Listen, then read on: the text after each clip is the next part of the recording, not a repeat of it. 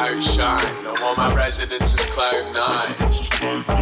And I will never be outshine. No, all my residents is cloud nine. And I will never be outshine. No, all my residents is cloud nine. And I will never be outshine. No, all my residents is cloud nine.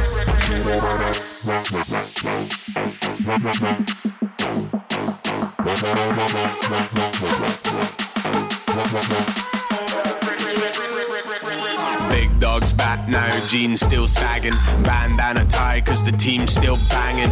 And we keep tagging cause it's hard stopping them. Return to the Mark Morrison. I will always body them, never will I copy them. Have them saying who's that like they have forgotten him. Look at him slouched on his throne, what a rotten king. I dare them to try and not unfollow him. I mean, are you scared, bro? I'm out standing in my field like a scarecrow. It ain't fair though, I might shine like rare stones. You still struggle with this shit at its bare bones. Catch a cold case if I decide to go ape. Your soulmate will never live to see you home safe. I just do this at my own pace and won't cave, but I make it banging for the club like the Stone Age. And I will never be outshine. No, all my residence is cloud nine. And I will never be outshine. No, all my residence is cloud nine. And I will never be outshine. No, all my residence is cloud nine. And I will never be outshine. No, all my residence is cloud nine. So listen, bird brain, I've had the work great in the first place, and now I've got the wordplay to raise up the birth rate and make the world shake with the pressure of an earthquake. Your best rhymes lesser than my worst day, and there's a reason that your album isn't sitting on my shelf. I don't pop bottles, I drink whiskey to myself, but toast to my health, cause things are looking up now. Finally the herbs come around. Yeah, now we puff clouds till we red-eyed like bloodhounds. Bitches ain't welcome in this clubhouse. So from sun up to sundown, the tongue's out and somehow stays grinding you kung-pao chickens in the dust now. No stress, I'm so blessed, can control my own breath. My two sides, they protest, so fuck knows who knows best. Hot flushes, cold sweats, head nodding, broke necks. I should really hope less, cause in truth I'm hopeless. And I will never be outshine. No, all my residence is cloud nine. And I will never be outshine. No, all my residence is cloud nine. And I will never be outshine. No, all my residence is cloud nine. And I will never be outshine. No, all my residence is cloud nine. And I will never be outshine. And I will never be outshine. And I will never be outshine. And I will never be outshine. All my residence is cloud nine. Alright folks, welcome to the Besides the Norm podcast. That's Bill jumping to attention there. That's great. Good boy. Hi guys. Alright, we've got Bill Mair in, as usual. It seems Bill's always in. Sorry, I've got my auto DJ again. It's all good, it's all good. So good. That's twice Okay, he's that's done twice that I've done that this week. I Aye. hear this on the radio a lot. You have like the DJ and he's talking over the music. It's kind of a groovy thing to do. Oh, Or yeah. It's a middle-aged thing to do because people like Jeremy Vine do it. So I don't know. It's the kind of thing people that say groovy do. Guys, just keep saying it because it's going to catch on. I might well do.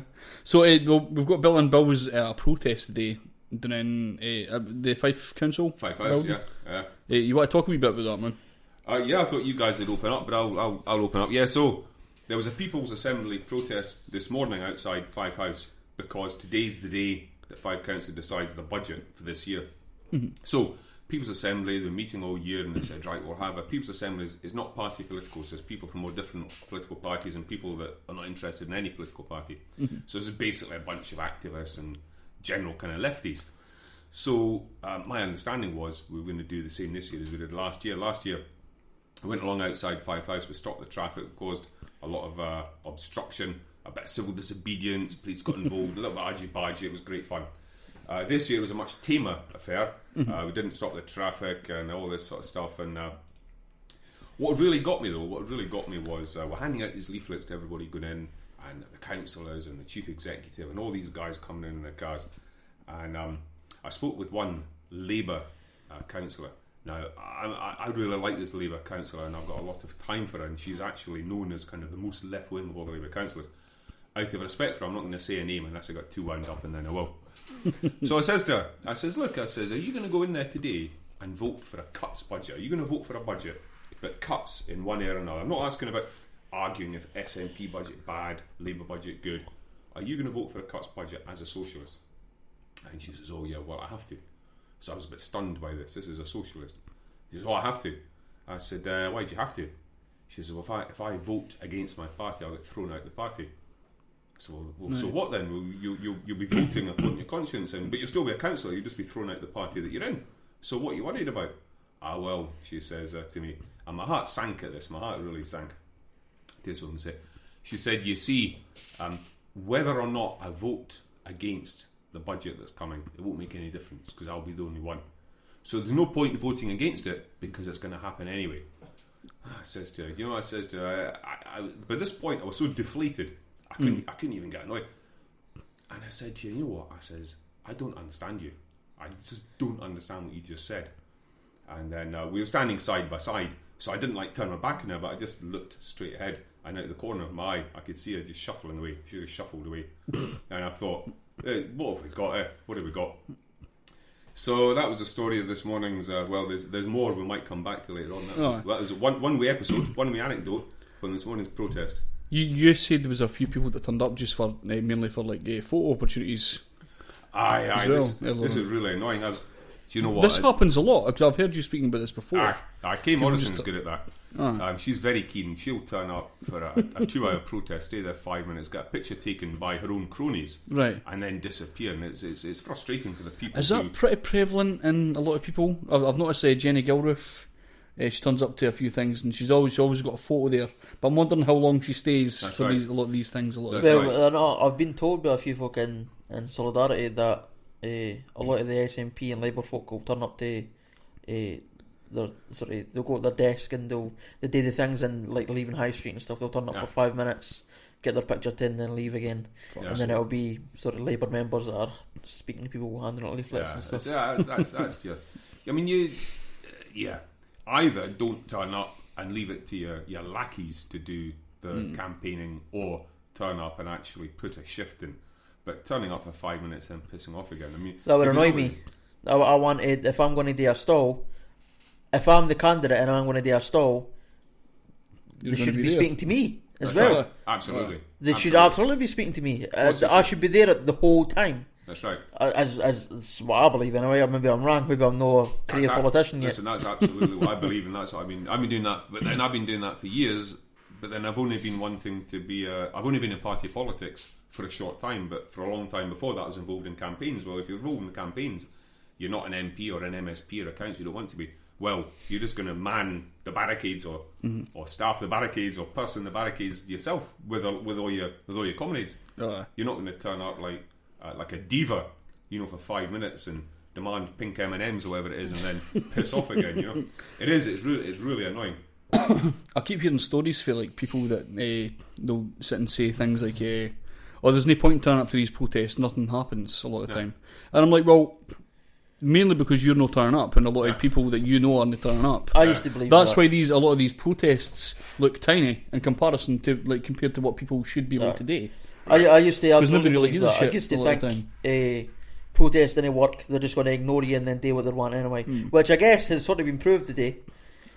Well, no. That's what happens because there are not enough fucking people. If enough people actually went mental. But here's the good news though, right? Because I was asked this question a couple of weeks ago by a guy at the Courier, reporter at the Courier, and he phoned me up with this question. And he said, "Bill, this was just after some protest or something, can't remember. I'll tell you what it was. It was the Trump protests in St Andrews. All over the place. But the guy was phoning. He was from the Courier, so he was phoning about St Andrews. So he phoned up and says, "Bill, I'm asking a number of different people. What's the story with protests?" So he'd asked people, and some people was sort of saying no, and some people saying yes. So the three examples that I managed to dredge up from my memory at that point was Sports Direct. Now, People's Assembly, these guys, People's Assembly guys, who I think are maybe getting a wee bit soft with age now, but back in the day, a couple of years ago in the last year, we were going along outside Sports Direct stores in Kirkcaldy and going to the warehouse and all sorts of stuff and picketing and handing out letters to people assigned to their chief executive to say, pay the minimum wage, treat your staff decently, and stop bloody searching them, and stop searching them on their own time. So we embarrassed and shamed Sports Direct, and as a direct result of those protests, which obviously was all over the country, Sports Direct then pledged to pay the minimum wage, and now I think they might be moving on to the living wage. There's an example. Now these are thousands. That's a big company, right? Yeah. You've got the poll tax riots. The poll tax riots are fantastic. Now we've got to give homage to our comrades south of the border, because it was really the English poll tax protesters who they did the rioting. They did the real heavy lifting. Up here we had some protests, and Tommy smacked a few sheriff officers in the face and went to prison for it, to be fair, Tommy Sheridan. But down in England they were having full-scale, full-on proper riots, real civil disobedience. It's like, point is, the poll tax was repealed as a result of these protests. And then the last one is the bedroom tax. Now the bedroom tax is imposed by Westminster. The Scottish Government doesn't have power to repeal it, but the Scottish Government, as a result of all the protests that we've been involved in, and again these are protests I've been involved in as well, along with thousands of others, the Scottish Government over the last few years has allocated enough money to completely wipe out the effects of the bedroom tax. So what they do is they can't stop the British government imposing it, but they can provide the money to make sure it doesn't affect anybody. So there's 3 examples of protests that do work, right? Do work, or have worked, sorry, you know. So all that does, it sheds a wee ray of light, a wee ray of sunshine on the doom and gloom protests don't work. So it's not all just symbolic, you know. That's it. Also shows that it doesn't always need to be political. You can make direct change to companies and stuff like that, Absolutely. which changes the political landscape of the country, but you're not actually changing politicians' minds, and you didn't need to. That's right. A lot of the time. I think that's... Now, there was this guy, ages ago, and I couldn't tell you when, but his name was Edmund Burke. Now, he was a Tory, and apparently, if you go back far enough in history, the Tories were the good guys, and the Whigs, who are now the Liberals, were the bad guys. The Tories were the left wing, and the Whigs were the right wing. Apparently, go far enough back in history. And this guy, Edmund Burke, I think was an MP, he said, in order for evil to prevail, it is necessary only for good men to do nothing. So, forby, over and above the point of actually some protests do work, the point is, if something is right, then you should speak up for it, and if something is wrong, you should speak against it. And another wee saying that I hear a lot in racial equality circles is, what you permit, you promote. So if you hear someone using the N word, using the P word, or anything like that, you know, coming out with a wee racial joke here or there, if you don't oppose it or say, look, that's not cool, that's not funny, then you're promoting it. If you don't permit it, you're promoting it. So you put those two, you put all those concepts together, and there's a number of reasons why we should be out there on the protest, and we should be doing it with real intent as well, not just symbolic, you know, real intent, you know, really determined that what we want is going to happen, even though it doesn't always happen, you know, determined every time. Definitely. It's quite discouraging when people laugh and dismiss protests as stupid as well. I've seen that happen a lot, man. Fries my tits a wee bit. Well, I've never actually been on a protest, but it looks fun. Oh, it's great fun. That's the best fun. It really is. It's great camaraderie as well. I mean, on this thing about councillors and politicians turning up to get the photo taken and then pissing off, I actually made it my business today to run around all the reporters, the newspaper reporters and the television monkey and the radio women, and say, look, these councillors, by the way, every single one of these councillors, without exception, there are no exceptions here in Fife Council, in this council, every one of these councillors, after they've finished standing here getting a photograph taken next to us to make them look left-wing and progressive and social justice caring with big pink fluffy hats, every single one of them is going to go back inside and go upstairs and vote against what we're saying. I'll guarantee it. So my request to you, this is what I'm saying to the reporters and the photographers, don't take any crowd pictures that include these councillors, because they're here under false pretences. I mean, that's even worse than turning up for 5 minutes at a street stall, maybe handing out a few leaflets and pissing off. These people are turning up at a stall against cuts and then going in and voting deliberately for cuts. You know, it's dreadful. So was there 0 votes against the budget? Well, see, what happens is there was nobody that voted for a no cuts budget, right? So what the SNP and Labour do is they throw figures. If you go online and try to find out what the figures are for the Fife Council budget, it's very hard to get a definitive answer. You might get what looks like a definitive answer in like the Fife Free Press website or something, right. but if you go to Scottish Labour website, Scottish Government website, SNP website, the numbers they throw around are They'll different. paint it to look different. Yeah. Jesus. So Labour will say, oh no, we did not, we suck, because Labour runs the council, but obviously SNP runs the country. So SNP will say, we've given you additional money, but some of that money is ring-fenced for education, you can only use it for education. Yeah. And the Labour will say, well, we didn't get extra money, and anyway, that money that's ring-fenced for education, that doesn't help like social work and Meals on Wheels and potholes in the road and so forth, etc., etc. So what you do is you wait for all the dust to settle and all the claims and counter-claims to go down, and then you see what's the actual overall figure that's been cut from the budget, what are the actual service cuts, and what are the job losses. And what's come out today is a £20 million shortfall for this 1 year and around 178 jobs lost.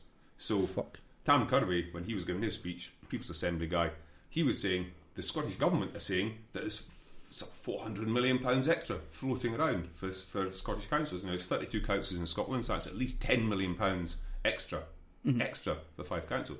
And his question was, where is it? Where is it? How come we've got £400 million extra, but we're losing 178 jobs? You can't square that circle, you know? So what we're saying, Solidarity is saying, and to be fair, also the Greens are saying, the only 2 parties I know of, we're saying, it's not a case of saying, oh, a cut over here in childcare is bad, but a cut over here in social care provision is good. We're not saying that. We're saying 0 cuts. And we know that there's not enough money coming in from the council tax and the Scottish Government. So what we need to do is fight Westminster for the difference.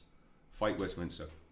So the argument against it, right, they say, oh, well, they'll say all these sensible, patronising, mainstream politicians who have been cutting our services year on year on year on year and obediently nodding to the masters at Westminster and the masses at Holyrood. They'll say, oh, well, if you write a budget that doesn't balance, then it's illegal and you could go to jail. Now, that's incorrect. That used to be the case. The law has now been changed. They'll say, well, then they start blustering and getting flustered. Or what will happen is they'll send in the commissioners. And you think, commissioners? They don't sound very nice. I don't think I want a commissioner. And they'll say, I'll send in the commissioners. These are civil servants from the Scottish Government. And they'll come in and they'll write the budget. And they'll say, oh, if you can't write a budget for $750 million, we'll write a budget for $750 million. Well, let's take a step back and think about it. If I'm an elected councillor and I've got a responsibility to the people in my ward, right, and all the councillors, you say, so what you're telling me is you're insisting that I do the dirty work on the people of Fife, on my brothers and my sisters and my comrades in Fife. And if I don't do the dirty work, then you're going to do it for me. But hook or by crook, come what may, is going to get done anyway. I'll tell you what, pal, like Pontius Pilate, I'm washing my hands of this. You want to write a budget that's a cuts budget. You come in and you do it because you tell me it's going to be done anyway. But here's the thing, right? 4 words for you, pal. Not in my name.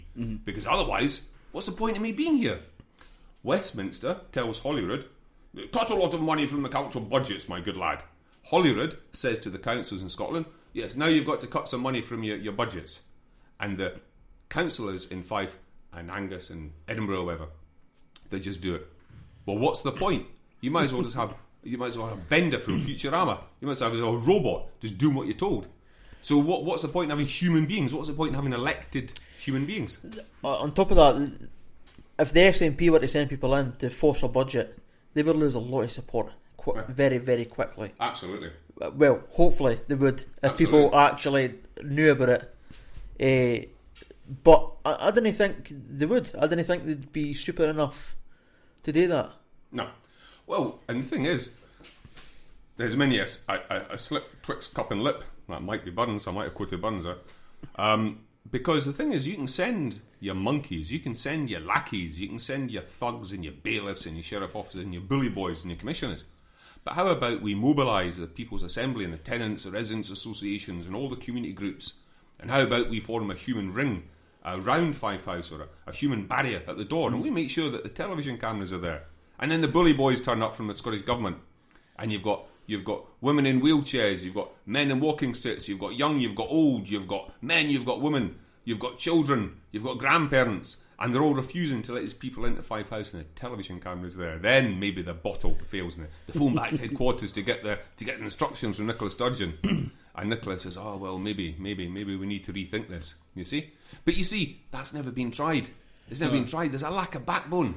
It's never been tried because people keep worrying about, I'll get kicked out of the party. But exactly. But listen, they did it in Liverpool.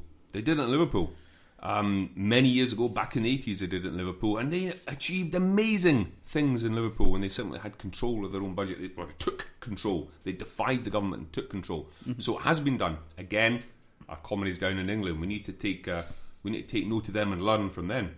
But you're right. Yeah, imagine that you're going to get kicked out of your party. Well, we'll get kicked out of the party then. You join the party. If everybody in the Fife Council chamber decided to say against cuts, would they all get kicked out of the party? I find that very hard to believe. Exactly. But you've got to have it's like Spartacus, isn't it? Who's Spartacus? I'm Spartacus. I'm Spartacus. It takes one person to say it. Stand up, have that bottle. But even some of the councillors I spoke to, I thought, right, instead of being too idealistic, maybe I'm being too naive, too idealistic, and I'm always being told I'm too idealistic. I thought, right, let's get a wee bit cynical. I said, listen, even if you're the only councillor that suggests this, it would be better if you're the only councillor that suggests it, because you have a cake and eat it, right? Because you suggest it and you get voted down by everybody else. But guess what? You get the kudos because you suggested it. No harm, no foul. The budget still gets passed. But you can say, I was the one that stood up against it. So I was trying that line on some of them, and they weren't going for it. I try manipulating their own self-interest against them, you know. I wasn't having it. They've clearly had they've had their orders, you know. No, we know what we've got to do. It's a bit robotic, isn't it? It's a bit robotic. I didn't understand that you're meant to be a councillor, you're meant to take a stand, you're meant to work for the people in your constituency, and then you're like, fuck it, we'll just cut. Because I've been told to cut. Well, what's the fucking point in you being there? Exactly. You're meant to be the one helping to make decisions. You're not making decisions by following decisions. Exactly. That doesn't even make any sense. Absolutely. There's no point in having a democratically elected council if they're just going to pass on cuts because they've been told to. That's fucking pointless. Absolutely. Makes no sense. So, vote solidarity. Vote solidarity if He always squeezes that in. Listen, leaving Kennaway or Largo, vote solidarity. But Island King on a Whiskey Curry, vote solidarity. But we're going to give you a tip, guys, here on the Beside the Norms podcast. We're only standing 2 candidates in the whole of Fife. So in all the other wards in Fife, don't worry, don't despair. There's a good second best. You can vote Green, because Green, the Scottish Greens, they're more or less up there with us in solidarity. And I was speaking to the guy, I was speaking to one of the candidates this morning and grilling him on this, a guy called Sandy Forbes, and saying, what's the score, what's the story, where do the Scottish Greens stand? And they were saying, no, 0 cuts at all. The way that they would fund the difference is different from us, but it's pretty good. They're talking about a land value tax. I've still not quite got my head around it. So, that makes complete sense with the Greens, a land value tax. Totally. If you were to ask me to guess what the Greens would come up with, it'd be a land value tax. Oh, there you go. I think that makes total sense. Do you have you got a grasp of it? Do you? Not really, but the Greens are very into their nature and into the worldly thing. So that makes complete sense to me. I don't know what it is, but it makes sense. Or it could have been, maybe it should be a complete surprise that you would think, like instinctively think, the Greens would never want to tax land and all the rest of it because they love the earth and the ecology and the green grass at home and everything, so why would they want to tax it?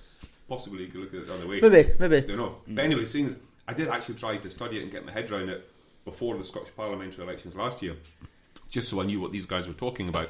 And then I asked one of the candidates to explain it to me, and she couldn't explain it. She had absolutely no clue whatsoever. I knew more about it than she did. That's a bad. I know. I mean, I didn't expect people to ken everything, but you should at least ken your parties. Some of your parties' policies. That's a key, man. So there you go. So that was fun. So I did that this morning, and then I couldn't sleep last night because I had to get up early, right? So I was worried about getting early, so then I couldn't get to sleep. Fuck's sake. So I was up before 6 o'clock and went along to this thing, and then I thought, well, it doesn't matter because when I get there, I'll have fun, right? I'll have fun. We'll stop the adrenaline will kick in, and you'll be all right. That's right, and the police will come and they'll try and shout us, and we'll chuckle at them, and it'll all be good fun. It'll be just like this banter.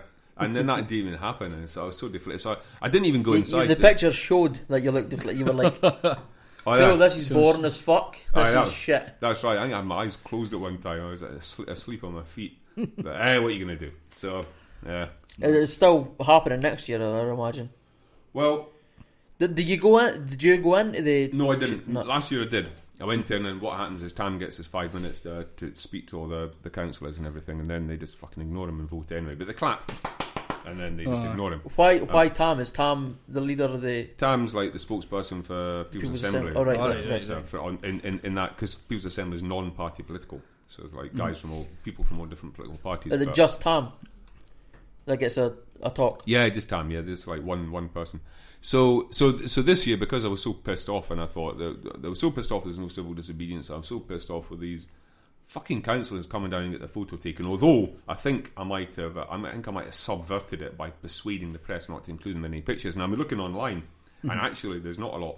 So maybe the reporters, maybe it's a coincidence, maybe nobody cares what I asked them, but maybe the guy said, yeah. See, I don't know a lot of councillors, but was there any in the pictures you put on the Solidarity page? There's a guy called Neil Crooks and a guy called Tom Adam, but those pictures I didn't take them. Those pictures were taken by the People's Assembly guys. Oh, right. Obviously, because I'm in them, so right. obviously I didn't take them. Fair enough. And I was hoping that my comrade Aaron was going to turn up this morning. He didn't make it, so obviously he lives in some far-flung corner of Fife that's not allowed any public transport, Ballingry or something.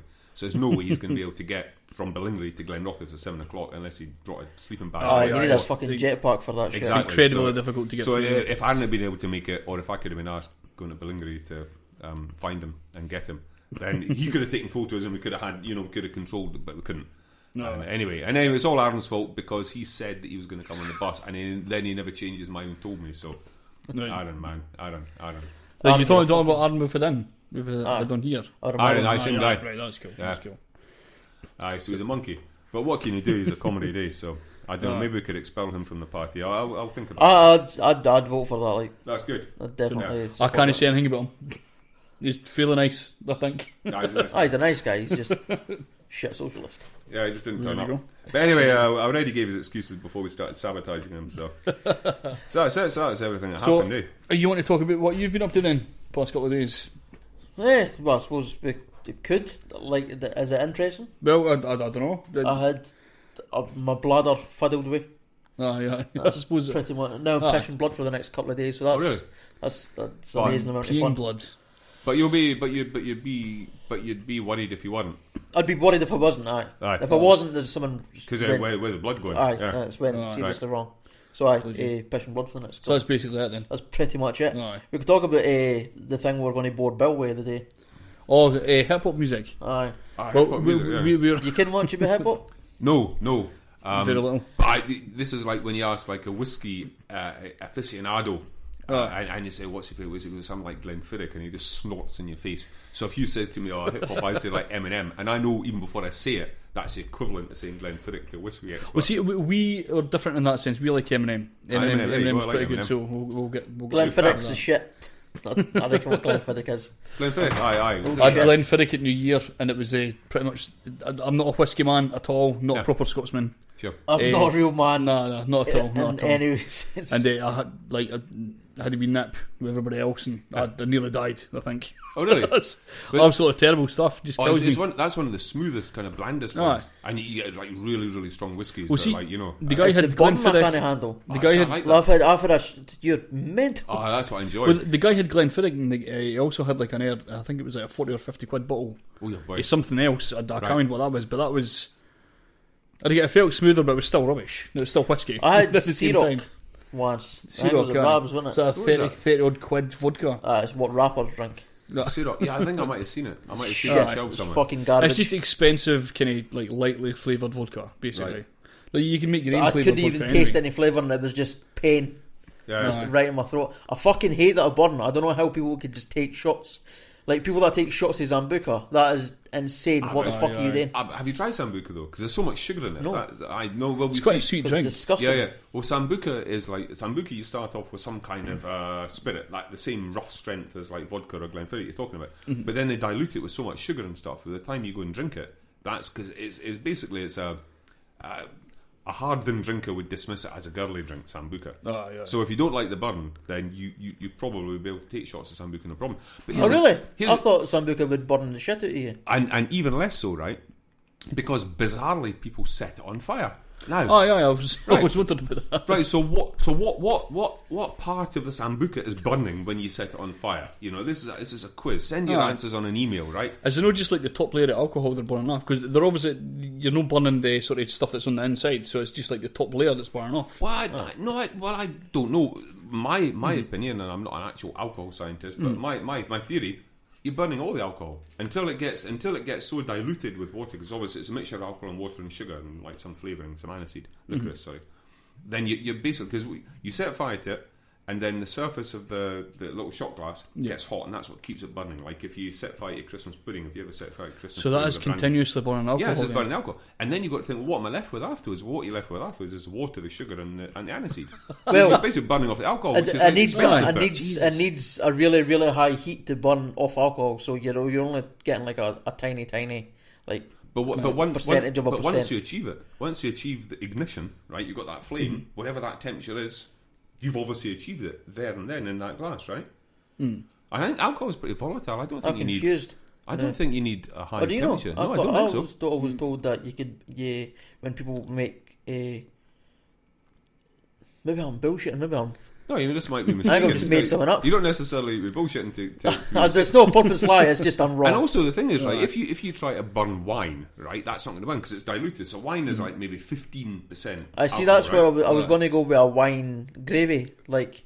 But then that's bullshit then, because it does take it away a lot of the alcohol. What wine gravy? Aye. What do you mean? Like there's no mere alcohol. You didn't get pissed off wine gravy. All right. Well, some of it is you don't need to. There's another way to get rid of alcohol. You don't need to burn it. You can just evaporate it. Because obviously alcohol will evaporate at a much lower temperature than water, because alcohol is more volatile. So water, as we know, evaporates, turns to steam at 100 degrees, right? But alcohol will turn to vaporise and ignite at a much lower temperature. So if you like cook like cock of lambs, like chicken, with like pour half a bottle of wine in it, and it's in your oven for like an hour, right? By the time it comes out, all the alcohol's evaporated away, and you're left with the flavour of the wine. Or like gravy, maybe obviously the gravy is not going to take half an hour or 3 hours to make, but still it's going to be hot water, and a lot of that wine's going to alcohol's going to evaporate. See, chemistry was my thing, when I was. It wasn't my fucking thing. I don't think that's coming across. Does anybody ken the rules about distilling your own alcohol?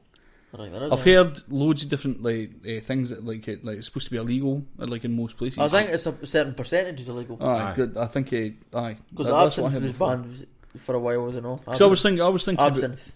Absinthe, yeah. I don't know why I'm asking you. No, absinthe. No, my daughter used to drink that stuff. Absinthe. She was all into it. She was like very kind of mystical goth type person. Mystical goth, or something like that. Yeah, absinthe, and it was supposed to send people mad.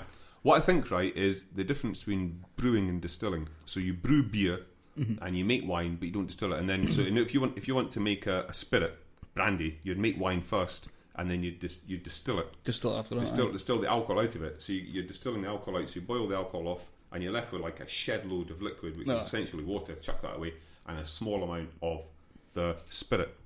And I think once you get into distilling, I think that's illegal. Right. I've always wanted to. Mind we were talking about distilling vodka at some point. Starting a business. No, just for the besidesthenorm vodka. That'll be beautiful. What? That's gonna go, isn't it? And just put some kind of logo that looks kind of rapper-esque or hip-hop-esque. Oh, yeah. Rapper's out of date, isn't it? It's hip-hop, Something that looks kind of hip-hoppy, and you've got the Kenaway Ciroc. Fuck yeah. The Kenny did a fucking fuck right off. The Kenaway Ciroc will probably just contain a wee bit of Buckfast, I would imagine, as well. That'll probably be that. I put a bit of Buckfast in. You tried Buckfast? Yes, one of my daughter's boyfriends used to drink it. It's vile stuff. And what I remember about it... You're a wine drinker, you know? I drink most stuff. But Buckfast isn't real wine. Same thing. Buckfast is vile stuff. But obviously you get accustomed to anything, right? It's like smoking, right? I smoked for 20 odd years or something like that, I can't remember. And then you grew up. Well, then I stopped. Right, Craig, calm down. And then, so it's the same. It's the same with smoking. The same with drinking spirits. The same with when you start off doing it. I've got to be honest, it's not pleasant.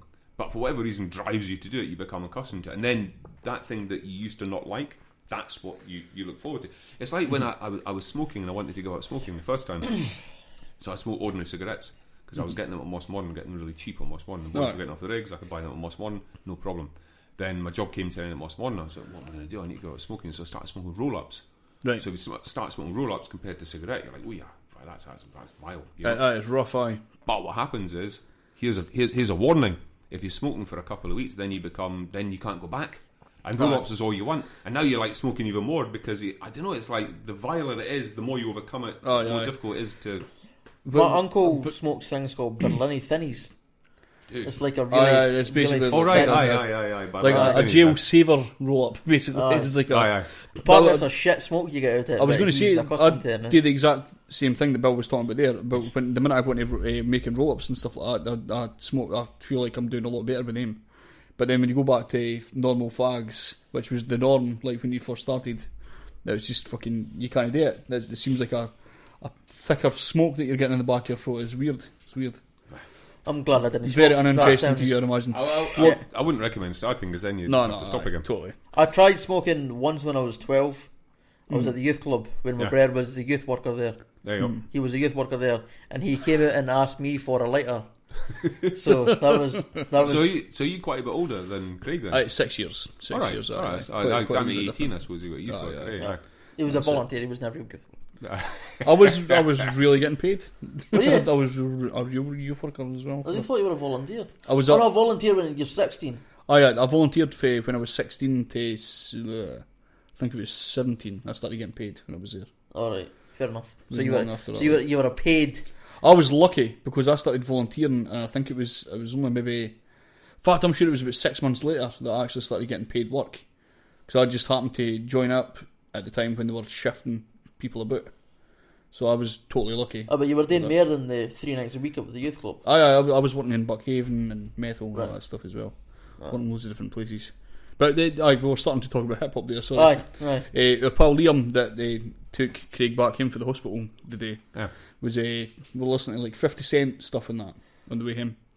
We're no really a fan of this guy, but we're like he's like the instrumentals he uses and stuff like that. We like all that stuff. We like a thing called boom bap. Boom bap. Boom bap. Yeah. Boom bap. You could sort of picture the instrumental by the words boom bap. Okay. So that's the kind of. So it's a fairly specific style of hip hop. He listens to more kind of like dancey stuff, more kind of upbeat. I would say upbeat stuff, like in that sense. So we were absolutely boring him to tears. I've been listening to hip hop for years. I've been studying the whole thing. Studying like different kind of like rhyme schemes and all that stuff. So we were boring him to fucking tears for about 20 minutes in this car. And just watching his face. I was enjoying myself quite the thing, but he was bored at his fucking tits. Great. So that's like we go to branch meetings and the older guys start banging on about Marx and Lenin and the Russian Revolution in 1770 and Oliver Cromwell gets involved somehow. It's just a way over my head. You were talking about that with Elizabeth about you talking shit about your English. Aye. Oh yeah. You go home and you start blithering pish about. Yeah, exactly. I'm an anorak. I'm a geek. So that's my geek. Mm-hmm. So the guys at the branch meeting, their geek thing is political history, Russian political history, or fucking whatever. Marx, I think it's probably German or something. And mine is grammar, and you guys it's hip hop. Yeah. Grammar seems an awfully specific thing. Well, it was grammar as language. So, but here's the thing: like when I went to university, I did a degree in languages. But so you would think you would be excused for thinking then, oh, I must be good at languages. But actually, that's not the case. And I go off and I do night classes to learn languages. I'm learning Arabic at the moment, and I'm trying to persuade the mosque in Kirkcaldy, one of the mosques in Kirkcaldy, or both of them, to do Urdu classes, so I can speak Urdu to there's loads of people from Pakistani people in Fife. How cool would that be, right? No. You know, if you ever go on holiday or whatever, like Italy or Greece or something, and then you learn 5 words of Italian and you manage to say Calimera, and you go into the shop or the pub or something, you feel like really clever because you managed to say hello to the person in their language. And I'm thinking, how cool would that be to do that in Urdu? And it was shock because nobody speaks Urdu, nobody speaks it. It's like Gaelic, you know what I mean? You just go in there and then start them. So but the problem is, then you'd find out that they're like, see that cunt sitting there. That's right. Dick. That's right. But how cool would that be? Then you could reply like, "Fuck you." That's right. See, so that you can see the motivation. So you'd think, right, because I'm like, oh, I'm learning this, I'm learning that, and I did a degree in it, that must be quite good. But actually, the way I explain it to people is, I'm not good at it, I'm just really, really keen on it. Mm-hmm. Like, have I not said this to you before? Because I say it all the time, I can't remember. Like, the wee boy who wants to be in the football club, in the football team, but he's so bad, and he keeps trying, and he gets put in, like, the third 11 or something, you know? Mm-hmm. And he never gets team, but he keeps trying, and he's dead keen, but he's always disappointed. That's me with languages, dead passionate, but no natural talent whatsoever. Like, are you fluent in certain things? I'm fluent in Spanish. Fluent in Spanish speaking. When do you become fluent? Well, what is is there a test for this? Well, it's very subjective, right? It's very vague. My ex our first language was Welsh. Right. She was from Wales. Yeah. She wasn't like a Scottish person that learned Welsh for no. reason. And I asked her how to say duck in Welsh one day, and she had no idea. Right. I was like, it's your fucking first language. Here's the thing. Now, you see, guys, you thought you were going to bore me stupid with hip-hop, but I've turned it around. See, I'm interested in this, so you're not boring me too much. Here's the thing, because I studied this. When I was studying languages, I also studied linguistics, which is like the science of language, right? Mm-hmm. So, applied linguistics. So what they've done a lot of studies over the years, for years and years and years. One stream of study that they've done is how people acquire language, right? How we acquire a first language, and also how people then, when they grow up, acquire other languages. Mm-hmm. But another thing they studied is people who are bilingual or trilingual. So you've got people like up in the north west of Scotland, and the first language is Gaelic and the second language is English. So if you creep up behind two northwest Scottish people and listen to what they're saying to each other, they're talking Gaelic as the first language, right? Your ex with Welsh. And so the studies that were done that I studied was all to do with like Latinos in the southern states of America, who they speak Spanish and English, and they're bilingual. So in the house they're speaking Spanish, out in the street they're speaking English. So what happens is, and I met a few people like that at universities. People have been like, because I remember I was at St Andrews there, these fucking privileged people, like sons and daughters of fucking NATO diplomats. So you get people who speak 3 languages naturally, like from birth. So they can speak. If you speak to this guy Marcello, he spoke English and Italian and German, and you could speak to him in any of those languages, and he would answer you no problem whatsoever. But if you said to him, "How do you say this in Italian or German?" he couldn't do it. He could do it, but he had to think about it. Yeah. It's like having 3 brains, but no bridges between the 3 brains. So you've got a German brain, a French brain, and an English-speaking brain. And no problem, you can have conversations in these 3 languages, but there's no bridge from one to the other. It's not that he didn't know, but it really took him to think about, how do you do that? Because he didn't go to school to learn it. He just learned it living in different places and going to school in different countries. So it's a fascinating thing. Bilingualism is fascinating, and you discovered it. You find someone, they're genuinely bilingual, but if you asked her in Welsh and pointed at a duck, what's that? She would tell you duck in Welsh, no problem. See what I mean? Well, I found it's Hawaii then. Oh, there you go. So Hawaii then? I had to find out myself. That's fantastic. Yeah. I'm essentially fluent in Welsh. That's good. There you go. That's you. So how do you determine fluent? Well, it is very subjective. Is there a certificate or no? No. It's like so. I'm assuming if you could just hold a conversation. That's right. For a certain amount of time. But if you could hold a conversation, say half an hour. Half an hour conversation without the same sentence. In French, I could hold a conversation for like 35 to 40 seconds. There you go. But then after that, I'm fucked. Yeah. But I can count to 1,000. That's easy. Great. But that's fucking useless. That's a great start. I can count to 10 in Arabic. So I don't know with fluent, but I just think I'm fluent in Spanish. So but I can go to Spain and talk to people, and then I can ask if I don't know the name for something. I can ask what the name is, and I can describe what it is I want to know the name of, and I don't know. But there's no certificate, there's no bar that you can actually cross and be officially fluent. It's pretty much up to you to describe, if you're on your CV or whatever, you describe yourself as fluent. But if someone comes in and they describe themselves as fluent in English, like if I'm the person going to give them a job, then I would expect to just be able to talk to them in English and not have them. What? Sorry, what? You know, they should know what I'm saying. I should be able to. That was a big problem. Like I went for an interview thing at Fisher's Laundry years ago, and there was about 12 other people in the room, and none of them spoke English at all. Right. And I always tell this story because I was trying to explain. The fucking BNP, Stephen. No. I'm just saying. No, there was a couple of guys from Croatia, and there was a good few Polish people, and there was a couple of guys across from me, and they were trying to get me to explain what a HGV license was. Right. So I was like, I thought if I just make it look like a big car, I was like, that's idiot, absolute fucking idiot. But they got the point. But the woman that was doing the interview was just speaking English to everybody, just expecting them just to understand everything that was happening. Yeah. To be fair, you didn't need to ken English to work at Fisher's. Well, that's it. She just folds a towel, and that's that. Just wash a towel, fold a towel, iron a towel. Done. So fuck her. But she was explaining like payments and stuff like that, and I'm like, how the fuck do these guys even understand that? They would struggle with that. Then again, you were up there for a wee while. You were trying to teach a guy Scottish. Well, You said the guy he was was- like, he you was- teach me English. I was like, no, I teach you Scottish. That's what I teach you, son. It's like, Yeah. no, How well did that go? not very well at all. I wasn't there for long. I was there for a week, and then I went to college after that. So Alright. that was interesting. That's good. Then what did you study when you went to college? I was doing construction work thing. That I was Right. doing. Was that God, before how long you was that? became a chef? Oh no, sorry. Aye, fucking- it was to do the chef thing. Are you a Aye. chef? Aye. Aye, my brother's a chef. Kind of a chef. You could say I'm a cook Aye. at best. You're That's pretty fluent much in the thing. cooking, but not I'm a chef. fluent in cooking. There you Yeah. go. I can cook for at least half He an makes hour. fan. That's it. That's He all can I can make do. a fantastic turkey dinosaurs.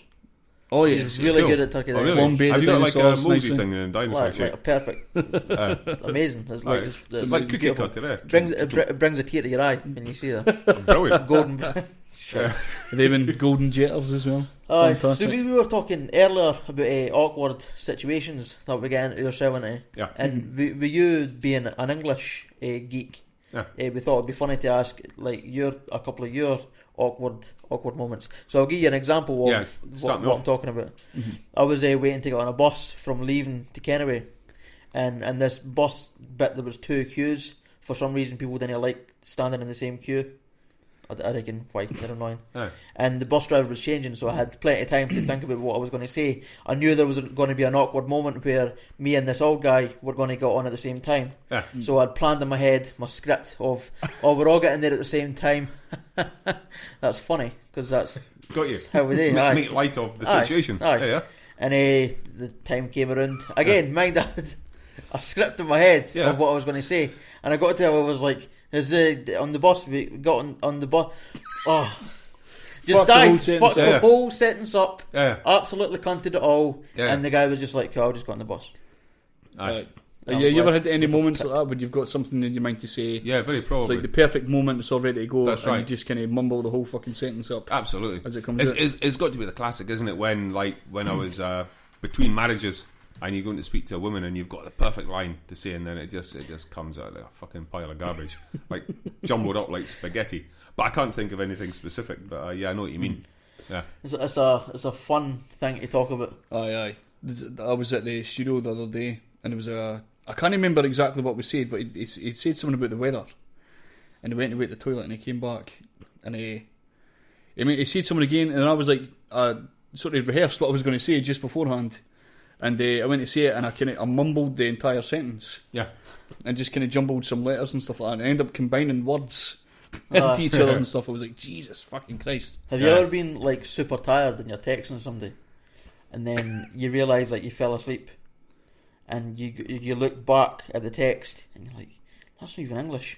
Yeah. That's fucking garbage. That makes zero sense Yeah. whatsoever. What makes it worse is all correct makes it actual words. Oh yeah, sure. So it's just it's gobbledygook rubbish pish, but it's actual real spelt well words. Yeah. It's a wonderful world we live in, Bill. Certainly is. Well, this conversation kind of leads on to this next song. During the week, Mark McGee from the Gyro Babies put up a kind of newish artist called Josephine Sillars, and she had just released a new music video. So for some reason, this song has just absolutely just stuck in my head. One of these kind of choruses that just sticks in your head all the time. So hopefully that happens when we play this. But yeah, I was doing Leaving the other day, and as we were talking about kind of awkward moments when you're talking to people, I was just kind of, I kept like a wee break moment, just getting problems, just mumbling the song, and I was just waiting for the bus, and there was somebody next to me, and I just sort of looked over there and mumbled, and I was like, problems, the woman was like, what? What's that? And I just went, oh fuck, I've just said that out loud, sort of thing, rather than sort of keeping it internalised. Yeah. And she was like, and I just had a panic and went, I didn't actually mean, I wasn't talking to you. It's fine. Yeah. So awful timing. Terrible. But this is the song that's been stuck in my head. This is Josephine Sillars with Problems with Power. I'm looking right instead of left, cause what I can't see cannot hurt me. It's the time of the night where I'm tired and lonely, can't shatter the glass even though I can't breathe. I guess I'm not trying, I guess I am lying to myself and everyone in front of me. God knows this ain't my finest hour, but everybody's got their problems with power. Everybody's got their problems with power. Everybody's got their problems with power. These cigarettes we smoke, they taste like cancer. answer on my lips. Maybe all my problems would be solved if I pull myself in at the hips. If my legs were taller and my body smaller, I'd be fighting with the rest. God knows this ain't my finest hour, but everybody's got their problems with power. Everybody's got their problems with power. Everybody's got their problems with power. Everything I let go gently. If I drop too hard or drop too fast, I know the shock will surely kill me. Their names are everywhere you look, and I have never been so angry. God knows this ain't my finest hour, but everybody's got their problems with power. Everybody's got their problems with power. Everybody's got their problems with power. When the ego is tempted, the id becomes reckless, and I feel objected a lot of the time. It's a name on a tongue and it don't taste like love. It tastes like forgetting my integrity, but I am still standing and they are still laughing. Although all these laughs sound like mocking to me. God knows this ain't my finest hour, but everybody's got their problems with power. Everybody's got their problems with power. Everybody's got their problems with power. Da da da da da.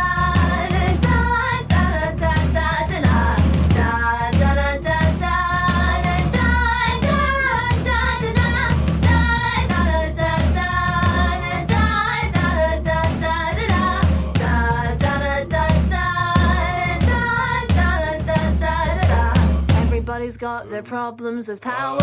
Everybody's got their problems with power. Everybody's got their problems with power. Everybody's got their problems with power. Going in the entrance. Round the back. Scott Go Bell the back there. entrance. I will not say anymore.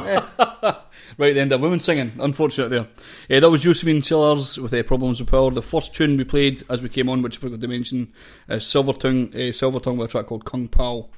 Excellent, man. Excellent. Silvertongue. Aye, I keep doing that all the time. So aye, great. Cheers for that tune. Awesome. Stuck in my head forever. See, that was a sad laugh there. Fuck me. Aye, so you sent me a thing about Andrew Wakefield this morning. That's right, yeah. Is there any specific reason? Because we had been speaking about... You've been speaking about the subject, so as I understand it, this guy, Andrew Wakefield, he's one of the people that started this whole hysteria about MMR vaccines being poisonous and specifically causing autism. And so something came up in the news about him, and apparently he was unmasked as a fraud. He was struck off as a doctor, thrown off the general medical register, and completely exposed as a fraud and a charlatan, but not before he'd made all these allegations and started this hysteria. And the guy's still going. So then I read something this morning about it, and they were talking about it on Radio 2 this morning. So I thought, you need to know about this. So over to you, Andrew Walker. Is that his name? Wakefield, there you go. That's why you look so puzzled. Luckily I recovered quickly. So I know about Andrew Wakefield. I've been I used to be anti-vaccine. So I was conspiracy days, aye. Aye, back in my conspiracy days. So I was a fan of Andrew Wakefield. But no anymore. No anymore. Yeah. One of my favourite things about vaccines is this fear of mercury in vaccines. Yeah. So in most vaccines now, mercury no longer exists. It's a ingredient called thiomersal that's inside some vaccines. It keeps it fresh. I can't remember the actual name of the thing. Sure. It keeps it fresh. Like an antioxidant type thing. But inside thiomersal is a thing called... I'm going to get these mixed up now. Yeah. There's one called ethylmercury and one called methylmercury. Okay. One's in tuna and one's in thiomersal. Okay. And so people have got this absolute fear that because mercury can cause poisoning... Yep. Because you can get mercury poisoning, That's people right. are worried about this thiomersal inside the flu vaccine. Yep. The problem is that there's less mercury. God, I'm fucking myself up here. There's less mercury. There's less mercury in a vaccine than in a can of tuna. Got you. And the difference between these two versions of mercury is that one stays in your body for a much less amount of time than the other one, and the one that's more dangerous for you is the one that's in tuna. Got you. The safe one is in the vaccine. So that's one of my favourite things that people go on these anti-vaccine tirades is that they've not checked the difference between. Where did you find out about this? The two different types of mercury and all the that Credible stuff? Hulk who's a biologist something. Oh. He's very smart. Oh. That's what he does for a living. He just be smart. I could you were talking before about the importance reading at least kind of like medical notes and stuff like that as well. Or sometimes you can't understand them, but at least talk to somebody that does. Yeah. Try and get in touch with somebody that understands a lot of jargon. There's how I go into GMOs as well. When Peter Adams was in, he was talking all this stuff about GMOs, most of it wrong, and at that specific time, I didn't ken what he was talking about because he was talking about a specific. Is that his name? My memory's playing tricks on me. Peter Adams. Aye, the UKIP guy. Have I mixed him up with the SNP guy? No, he is somebody. Just my memory is Peter Adams. Peter Adams or something very similar. Peter Adams. Sorry, didn't mean to interrupt your flow. You guys have flow because you're hip hop. Is that right? Would you get that? Sorry. Well done, Bill. Well done. Down with the kids, man. Down with the kids. See, you can't even down with the kids and say the phrase "down with the kids." I know. That makes you. It's like the episode of The Simpsons where Marge is trying to find out from Bart what's cool and how could she be cool, and he's trying to explain to her, well, if you try to be cool, you can't be cool and stuff. And she keeps saying, "Oh, is this cool?" And he's like, "No, Marge, no, Mom." Anyway, sorry, Andrew Wedgfield. What's his name? Wakefield. And you read the fucking article. No, I didn't. Oh, did you not read the article? I skimmed it. I'm really bad for that. I read the initial bit and I skimmed it and I thought, right, this is basically anti, and I can't get this guy's name. Is anti this guy? And is Andy his first name? I'll just go with that. Andrew. Andrew. Andrew. Andrew to his I didn't pals. care him personally. I didn't care what his Andrew to his personal. pure. Big Andy. Something like that. Big Andy. So the thing that I read something once ages ago that because I said that I like chemistry, but I'm not like a chemist. I just did like high chemistry. That's it. Like many years ago. And this article was talking about this mercury thing. It was backing up what you were saying about mercury. And it was saying, look, don't get too hung up on the fact that even if there is mercury in your vaccine. And it gave the example of salt, like table salt, which is sodium chloride. And it says sodium chloride is a compound made only of two things. It's made of sodium and it's made of chlorine. That's all that's in it, right? But chlorine is highly poisonous. No. Like chlorine gas will kill you. You could use it like mustard gas. Yeah. You can use it as like a chemical weapon in Syrians just did. Yeah, there you go. And it just kills people, chlorine. And sodium, I don't know if you remember back from when you were in school, if you had chemistry lessons and you get a wee lump of this kind of really soft, actually looks like tuna. It's a metal that looks like tuna. It's really soft. And you put a wee drop in a glass of water and it fizzes around and goes crazy. It's really, really volatile stuff. So if you tried swallowing a lump of sodium, that would kill you. And if you inhale chlorine, that would kill you. But you combine the two of them together, you got yourself some salt. And, you know, they all say salt's bad for you and never can eat too much of it, but it ain't going to kill you in 5 minutes. No. So it's kind of saying that. It's like stuff in a compound is not the same as stuff not in a compound. And then it spoke about sodium chlorate, which will kill you instantly. Sodium chlorate is a poison. And sodium chlorate is sodium, chlorine and oxygen. So this was like really kind of basic science stuff saying, look, you can't just go, oh, that's bad, therefore it's going to kill you. It depends what form it's in, what state it's in. So that's my entire contribution of everything I know about this Andrew fellow. A couple of great examples of this is, again, going back to fluoride, which we went to the last time we were on. Yeah. The average rate of fluoride that's in water, in order to get fluoride poisoning, you'd need to drink 10,000 litres of water in one sitting. Gosh. And at that point, you're probably going to be having worse issues than fluoride poisoning. Yeah. You'd be drowning pretty bad. You'd be suffering. And on top of that, there's cyanide inside the apple seeds. So there's cyanide going to be touching apple at some point. That's right. Now, I read again about this because I've always had the habit since I was a wee boy. When I eat an apple, I eat the whole apple. The only thing that's left is the wee bit of stalk, right? So the core and the little kind of hard bits that the little pips live inside because they're really quite hard and you can't chew them. And the pips themselves. And what I really like doing, I've always liked doing, is crunching the little pips, and they've got a really sour, bitter taste, and I like that. Right. And then I learned, right, because cyanide is like bitter almonds, right? So this bitter taste that I've been enjoying all my life, and I'm 55 years old, and I'm a pretty healthy guy, right?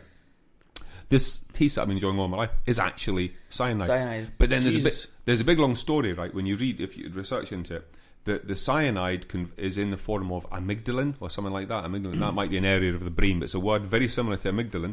And then it's a type of cyanide that doesn't hurt you. When it goes into the body, something happens and it ends up, it's all good for you. And then you have a party, hallelujah. So it's the weirdest thing. You can't just go, point at something and say that's bad. You have to really know your onions or your apples. There you go. Apparently. So that's my favourite thing about science is people that just I seen one thing mind on Breaking Bad when they had like a wee cyanide pill and he was he'd fed it to somebody, or he was going to, but he hid it somewhere or something. Was it not ricin? It was ricin. You had. Ricin? Sorry. Yes.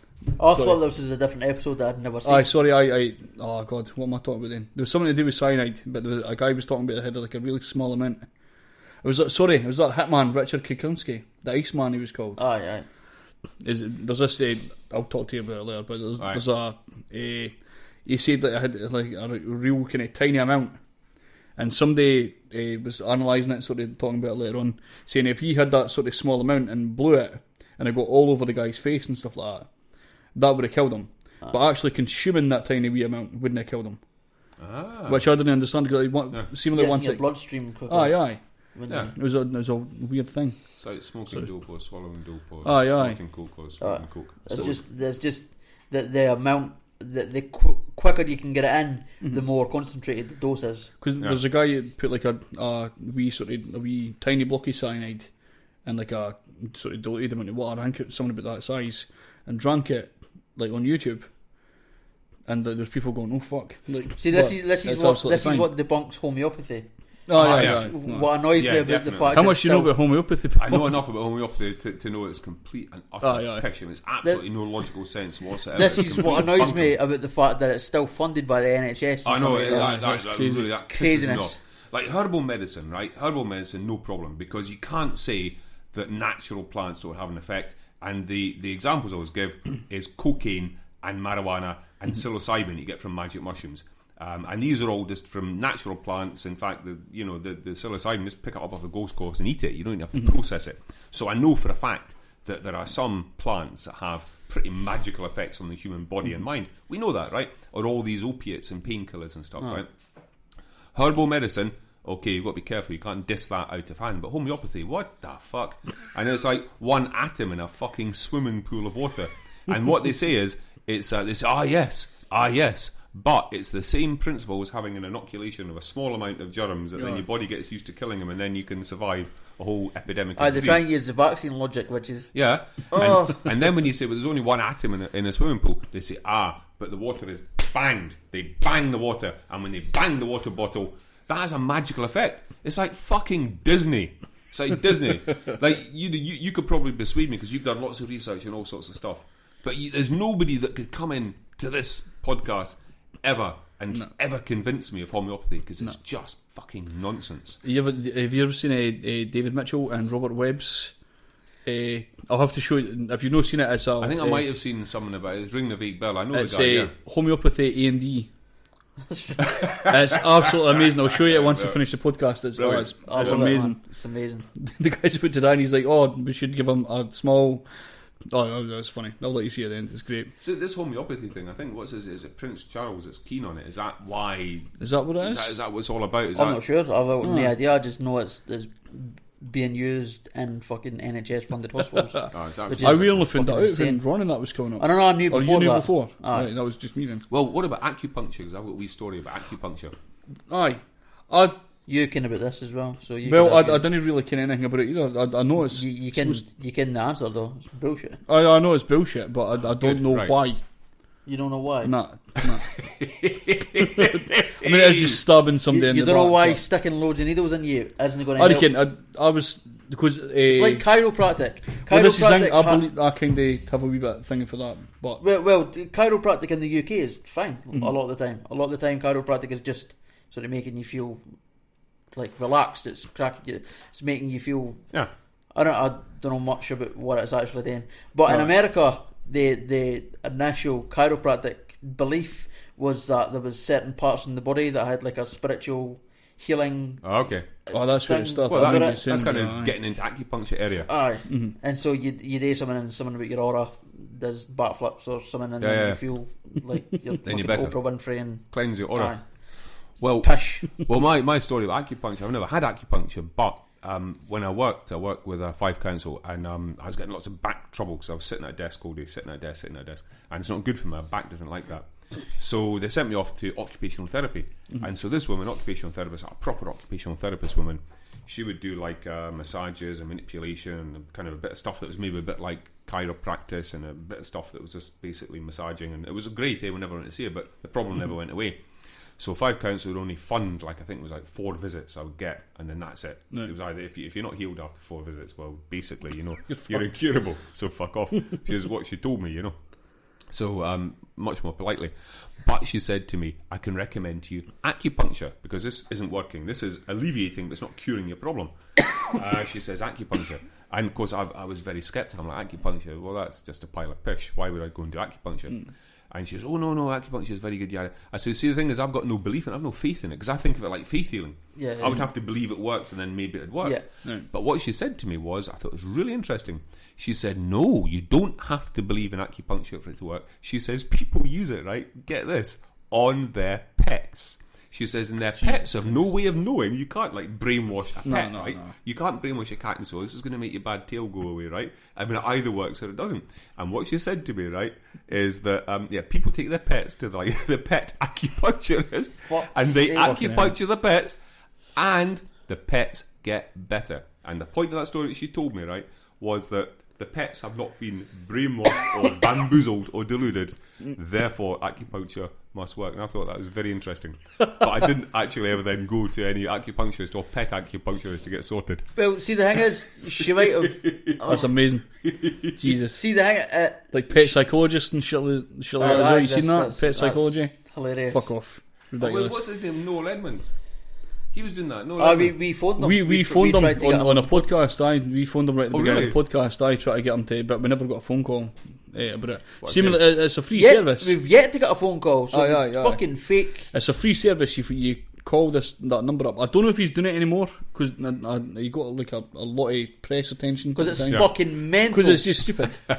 But it's actually him speaking. There was a news reporter phoned up, and they were sort of filming the whole conversation, and the guy was like Noel's talking to this dog, trying to give him like life advice to this dog. And the guy, Get his advice. You should be a police dog. the actual news reporter was like, "Come on, no, this is ridiculous." And he says, "It might be ridiculous to you, but the dog needs to hear this."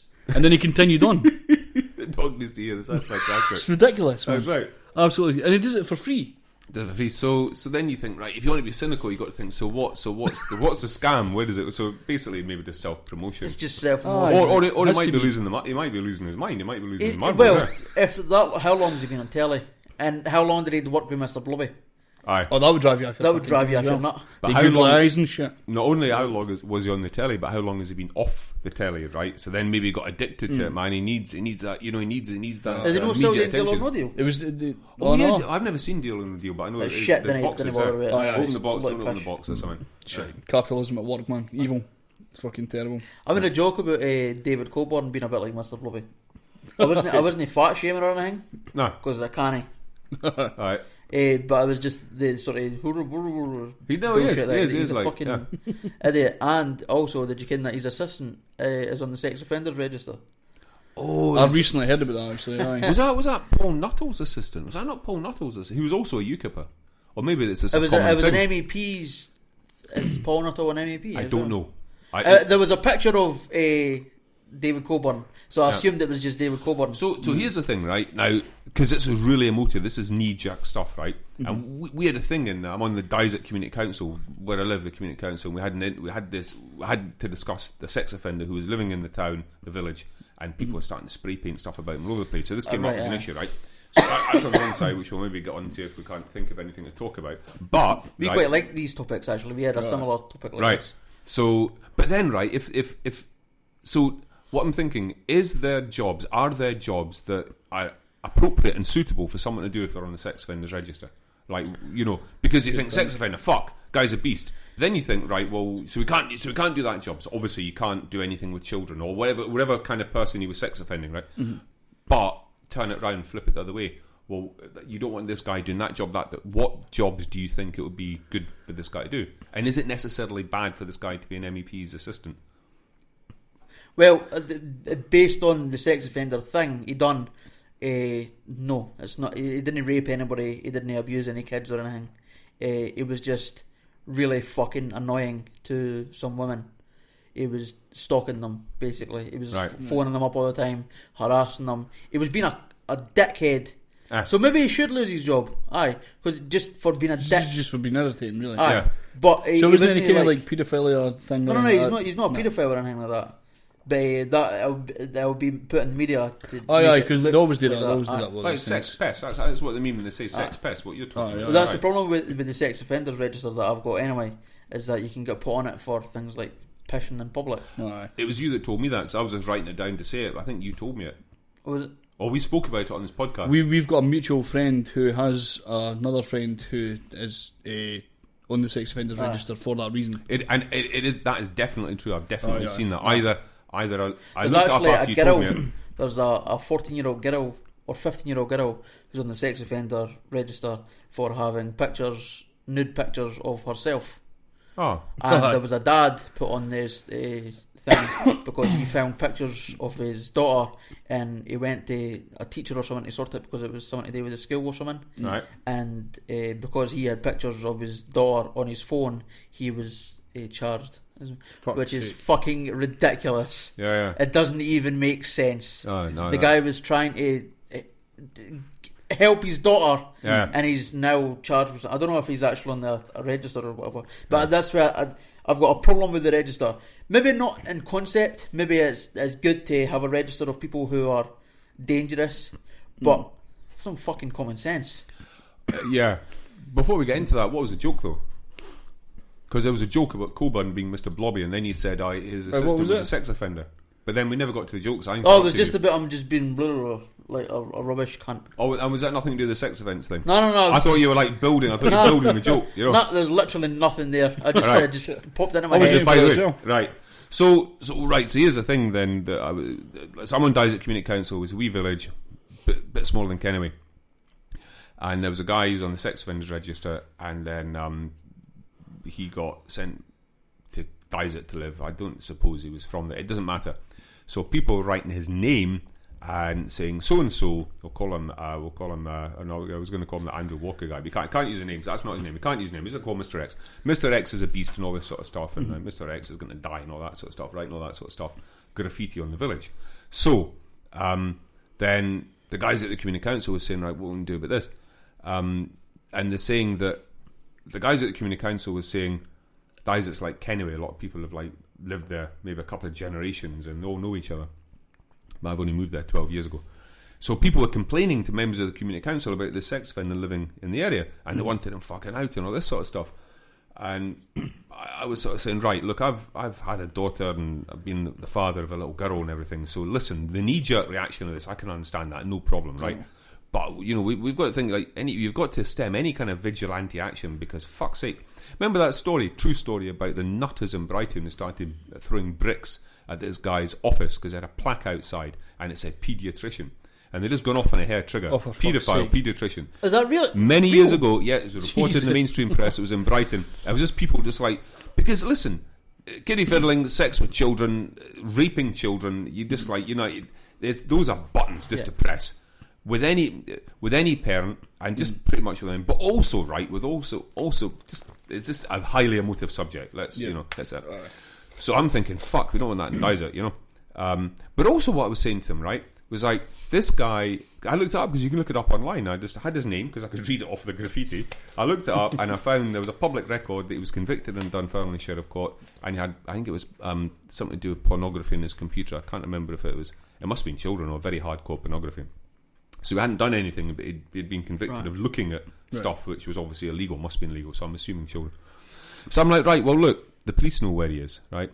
And I happen to know a guy who used to be a social worker, who used to work with sex offenders, and he said, Bill, you know, we're all over these guys. We go and visit them, they have to go down to the police station once a day, they have to do this, have to check in, they can't go anywhere, they can't, like, every time they turn around to scratch your ass, like, we know about it. They're not allowed on PCs or anything either. Yeah, not allowed PC, not allowed mobile phone, they're not allowed within so many metres of a school, etc., depending on what the sex offence is, right? He says, these guys are monitored, that's what I'm trying to say.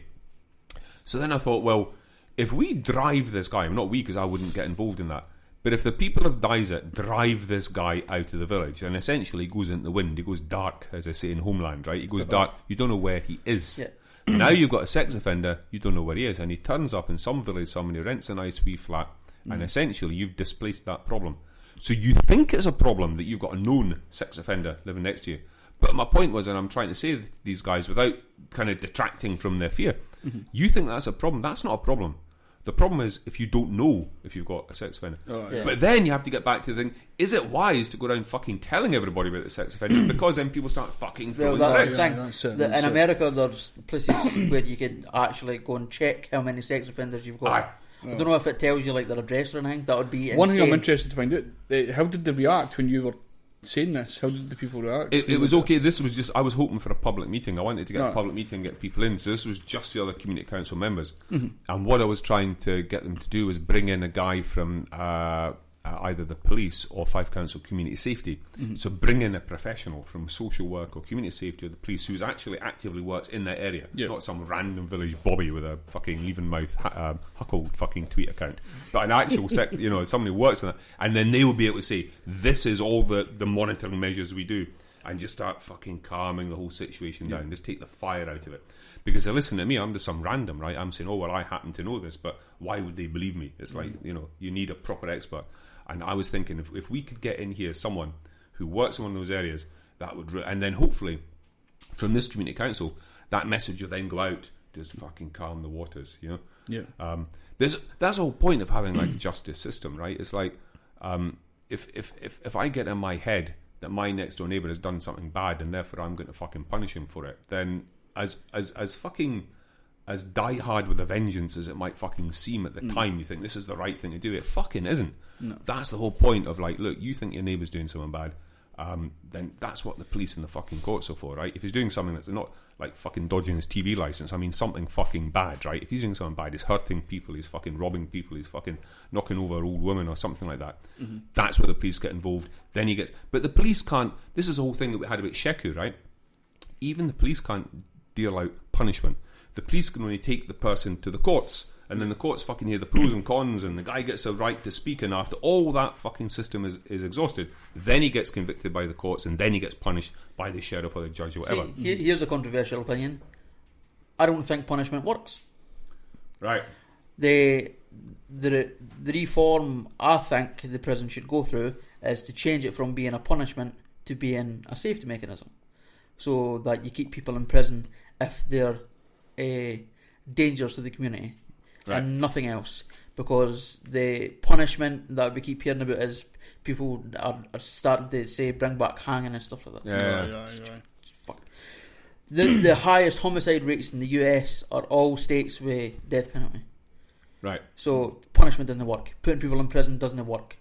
And vigilante justice, if you attack someone who's been convicted, or even just has a suspicion of attacking kids, you're then stopping someone who is maybe 17 or 18 and starting to have feelings like that. They're going to shut that down as well.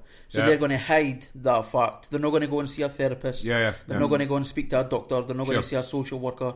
And then they're the guy in the dark that you don't know where he is. He's the paedophile then that you don't know where he is. So I think attacking someone is an idea that's essentially you waiting for someone to cause an issue before you can deal with it, where I think if you deal with it properly and calmly, you can deal with the situation before it happens.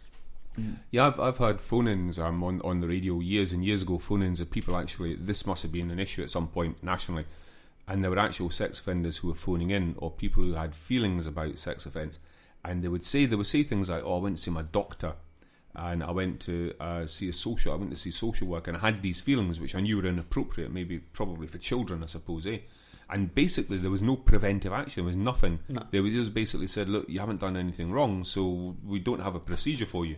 If you offend, we've got a procedure for you, but we don't have anything if you... And you would think, I mean, that's quite... Like you're saying, you're thinking, well, that's probably the safest thing the person could do for the wider community is go and say, look, I'm having these feelings, I've not acted on them yet.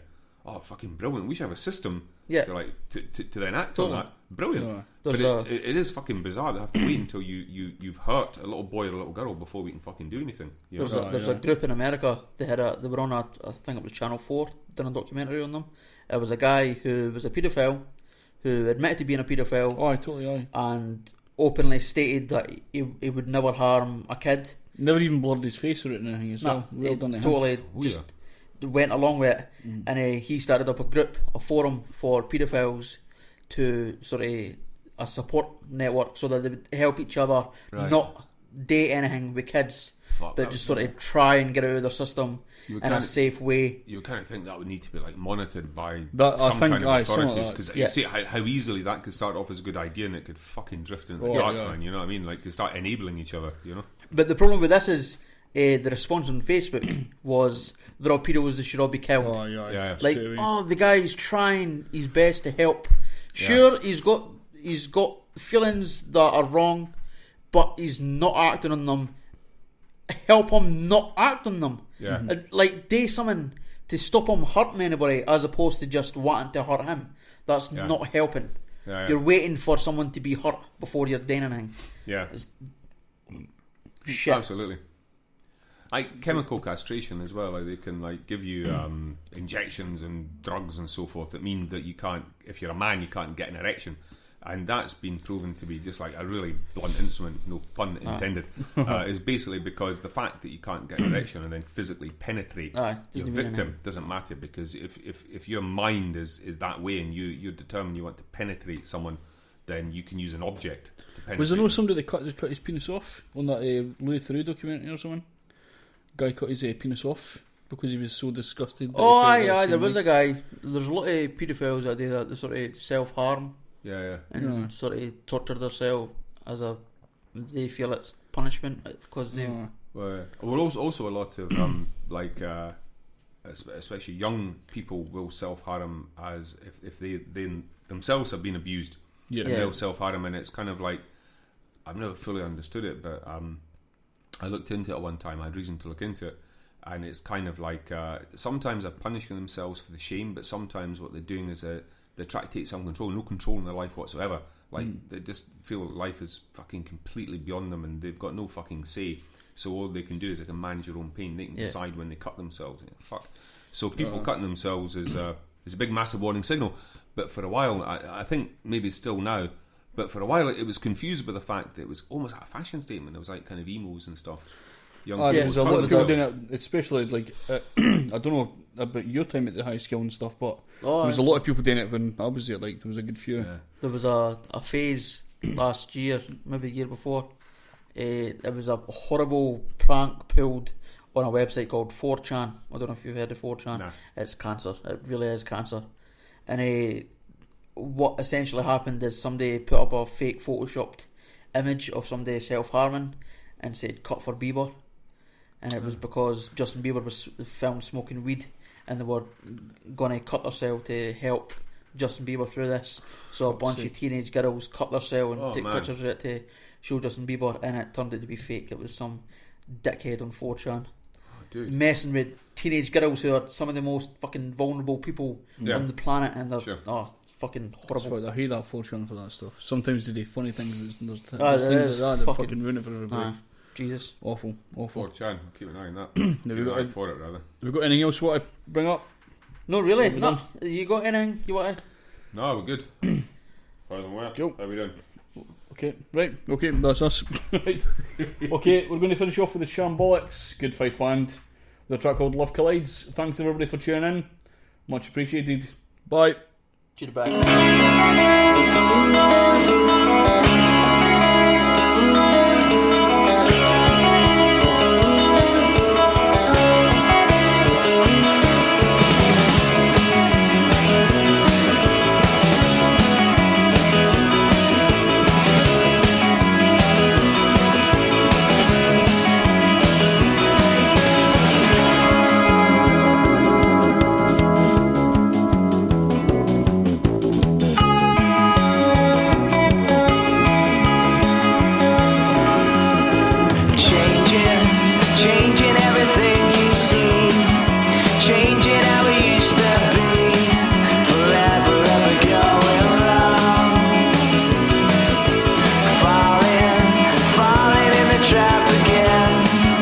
Try your best to pretend that it's never ever